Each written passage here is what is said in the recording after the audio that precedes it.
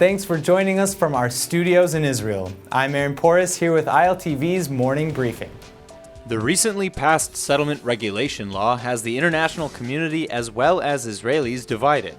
The legislation, which retroactively legalizes 4,000 illegally built homes on private Palestinian land in 16 different areas of the West Bank, was passed last week, and has the Palestinian Authority, members of the international community, and even the Israeli President Rivlin denouncing Israel's actions. Palestinian President Mahmoud Abbas said in France last week that the bill legalizes theft of Palestinian land and that it works towards a one-state solution based on apartheid.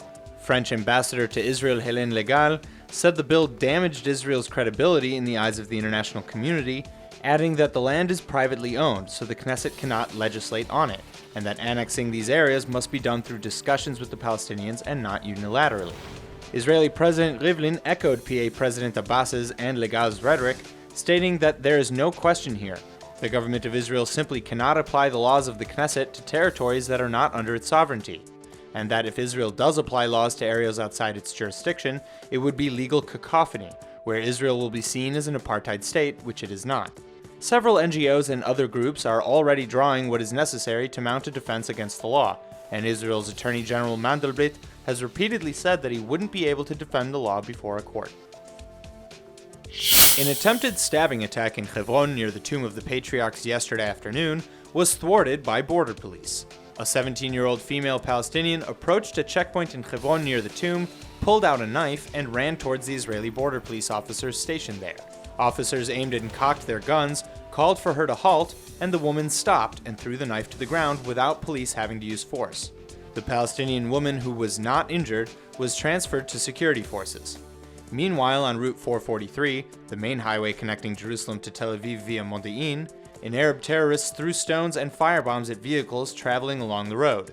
A number of cars and a bus were hit and damaged from the stones. One person was slightly injured and taken to the hospital. Police are reportedly preparing to complete their investigation of Case 1000 with a recommendation to indict Prime Minister Benjamin Netanyahu.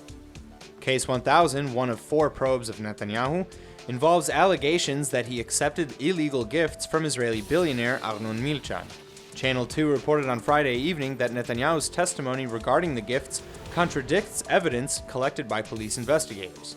According to the report, Netanyahu told police that he was unaware of champagne given to his wife Sarah, but testimony by Milchan and others contradict the Prime Minister's statement. According to Friday's report, police have decided to separate Case 1000 from the other ongoing investigations and are deciding whether to recommend an indictment for breach of trust and for the more serious charge of accepting a bribe. Netanyahu is expected to be questioned at least once more in the investigation, according to the report. While many Jews throughout Europe seem to be flocking into the Jewish state, one EU member has seen an increase in Israelis seeking citizenship. In a new report in response to a query by Germany's Green Party, over 33,000 Israelis have received German citizenship since 2000. While the number of Israelis living in Germany is far higher than the number of Israelis in Germany holding German passports, 31,722 Israelis have become dual citizens, while 1,599 have renounced their Israeli passports altogether. Those who have to renounce their Israeli citizenship are subject to Germany's immigration laws, which state in Israel's case that only Israelis who can prove their German ancestry or who are born in Germany to Israeli and German parents can hold both citizenships. People from other European countries, however, can become dual citizens without renouncing their countries of origin. It is this fact that prompted Volker Beck, the chairman of the Parliamentary Israel-Germany Friendship Association, to push for a change in the citizenship laws. According to an interview with Ynet, he said it is illogical that after all the talk of a special closeness between Israel and Germany, in practice a person cannot be German and Israeli at the same time. German officials told Beck that they have no plans to change the laws at this time. An Israeli-produced spyware sold to governments is reportedly being used to hack activists who campaigned against soft drinks and junk food in Mexico. The Pegasus spyware software produced by Israel's NSO group allows hackers to eavesdrop on calls, harvest messages, activate cameras, and drain a phone's collection of personal data. A report by the Citizen Lab based at the University of Toronto said NSO's government surveillance tool may have been misused on behalf of special commercial interests, not for fighting crime or terrorism. NSO said yesterday that its programs are intended only for the investigation and prevention of criminal activities and terrorism, and that it doubted its products were involved.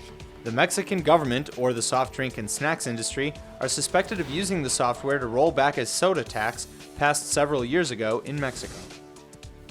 That's all for now. I'm Aaron Porras, and see you later with our main daily broadcast from Israel at 2 p.m. Eastern Time.